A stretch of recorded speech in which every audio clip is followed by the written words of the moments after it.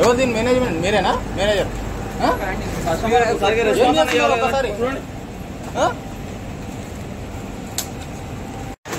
Expire date ఏమో 2026 వరకు ఉంది, కానీ అప్పుడే ఇది ఫంగస్ వచ్చింది.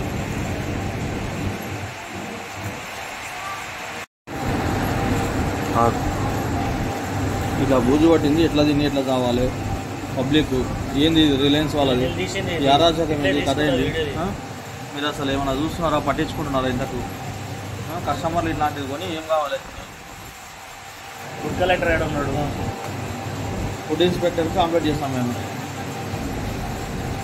ఇంకొకటిది అప్పుడే పురుగులు ఎక్కువ కూడా